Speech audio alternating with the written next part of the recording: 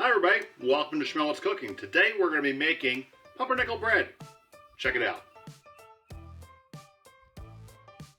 Pumpernickel bread, that lovely German Jewish bread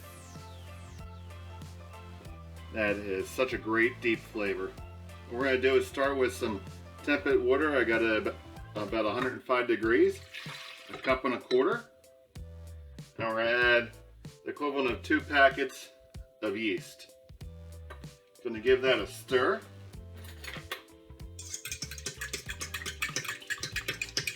And let that sit for 5 minutes to let the yeast proof. Okay, so it's been 5 minutes. We have had some good bubbling happen here from our yeast, so it's therefore alive. We're going to add a cup of rye flour,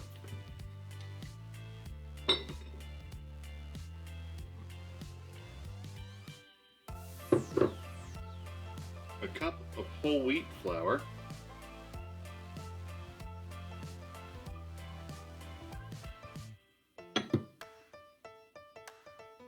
a tablespoon and a half of caraway seeds for that flavor that you're so accustomed to, a teaspoon and a half of salt,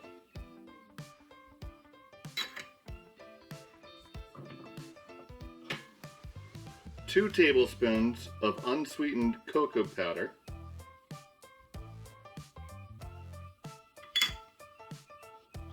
and a quarter a cup of molasses. And I like using the robust kind. And this is going to be a great sweetener. Really give it the taste, the color that you come to expect. And molasses, don't be afraid to use them. Give them a try in place of where you'd put some sugar or honey into things. It's a great sweetener that we have, and I just don't think we use it enough.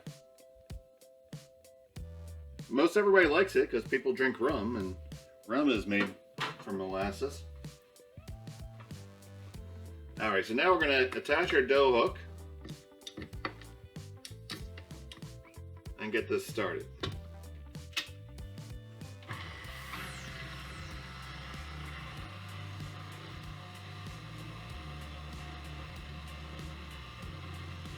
This is just going to get mixed up to begin with, and then we're going to add more flour as we go.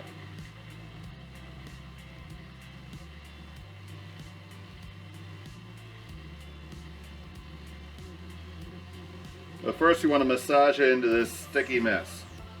And use a spatula and kind of sneak in there and give it a hand.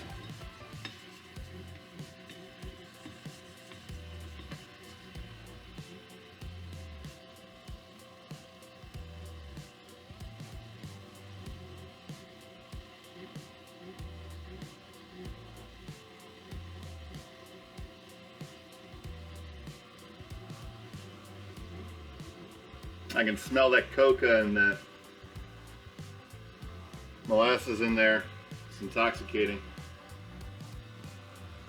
Now I'm going to start adding some all-purpose flour. I have a cup and a half here. I'm going to add about a cup of it to start and see where we're at. It's always easier to add more flour. It's not easy to add liquid into a dough. So it's going to vary every day based on the humidity, the hydration of the flour.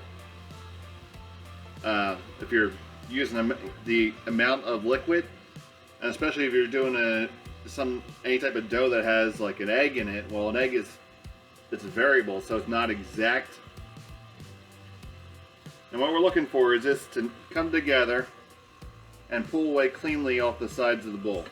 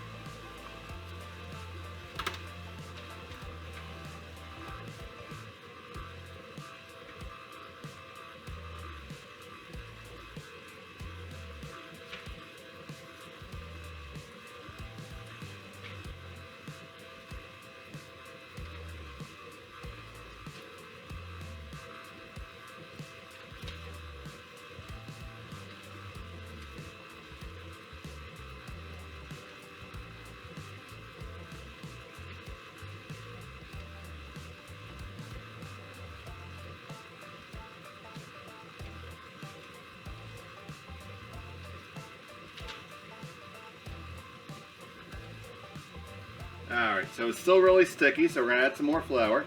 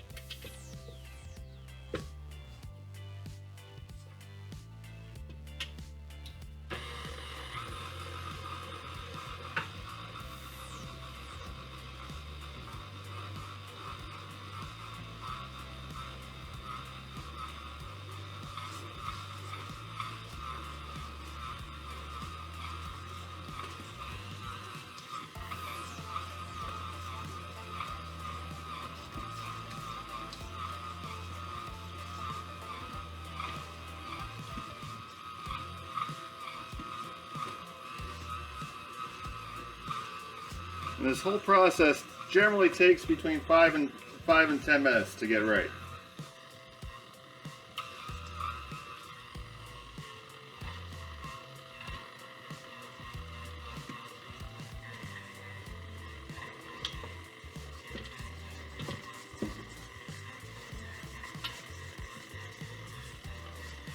And you can stop and pull the dough off the hook.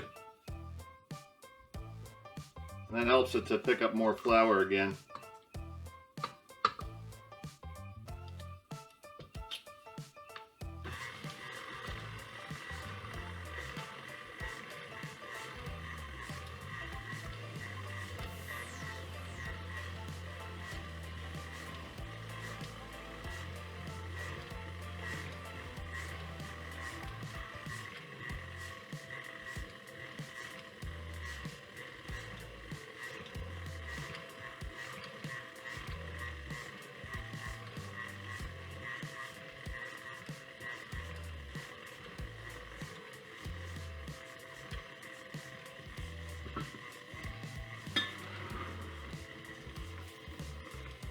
Alright, the machine saved me a lot of labor right now.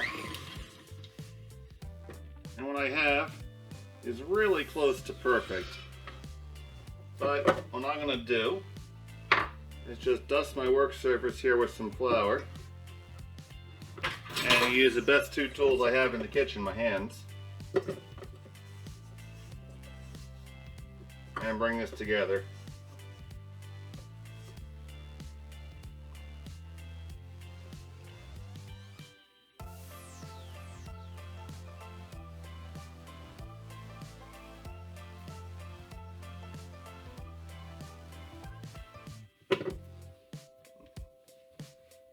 When you knead a dough, you just kind of fold it back over on itself and press it down into it with the heel of your hand. You're trying to stretch it to build the glutens here.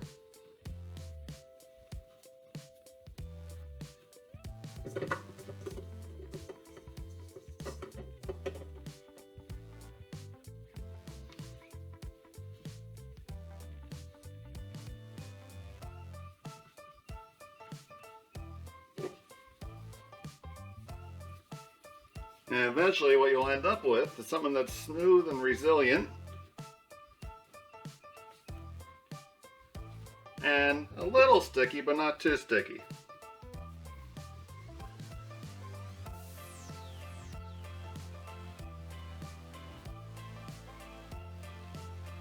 Now, had I kept on playing with the KitchenAid, I probably could have gotten it to this state too. But a little bit of hand work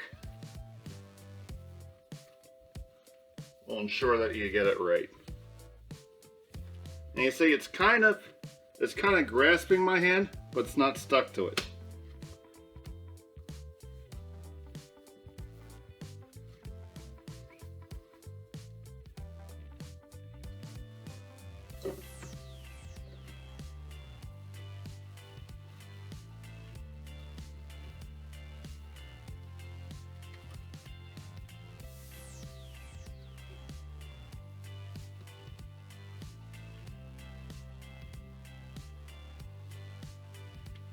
All right. Now we're going to need this to rise. We're going to squirt a little bit of oil onto it.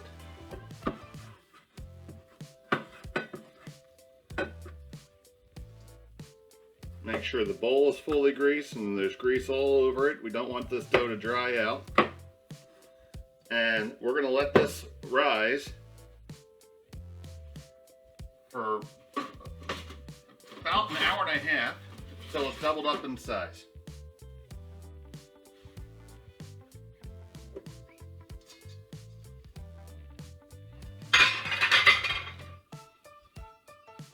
There we go. Okay, we've letting this rise up. There we go, way more than double in size. So I'm just going to put some flour here on my work surface. Turn this out. We're just going to punch it down here.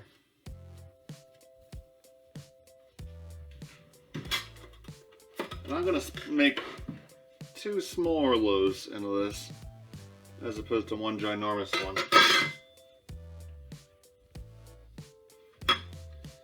So, to form this, I'm quite simply just going to knead it back into a ball.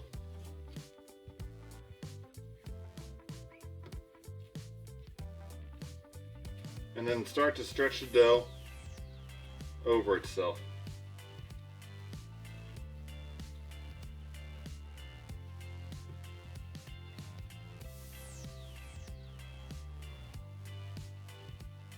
So we have a nice round ball.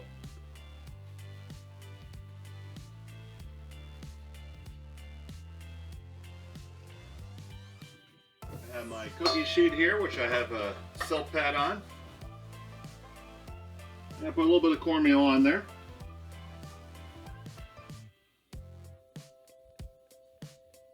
And just clunk it on there. And repeat the process with my other one.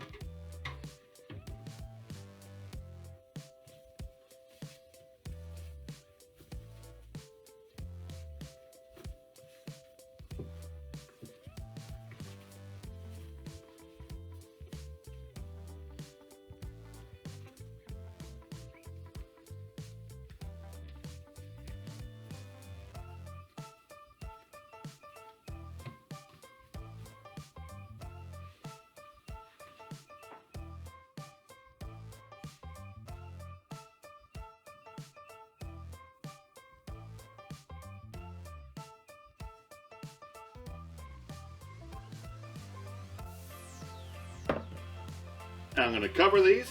I'm going to dust them with a little bit of cornmeal on the top, just so my cloth doesn't stick to them. And I'm going to let these proof again for another hour before I put them in the oven. And then we are going to bake it at, I'm going to score the top, and then I'm going to bake it at 350 degrees for about 30 minutes, or until it sounds hollow when you thwack it. Alright, so I'll show you what it looks like when it comes on out. Alright, so our pumpernickel is out of the oven, it's cooled down, and let's see what we got.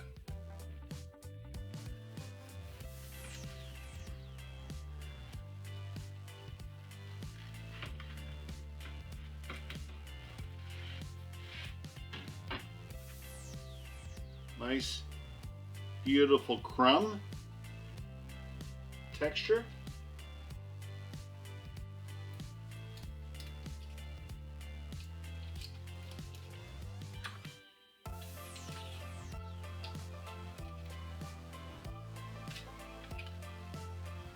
A little bit of butter. And there we go. Our pumpernickel bread. Thanks for watching. I hope you enjoyed. Please give this a try. It's a really great bread to make. Thanks for watching.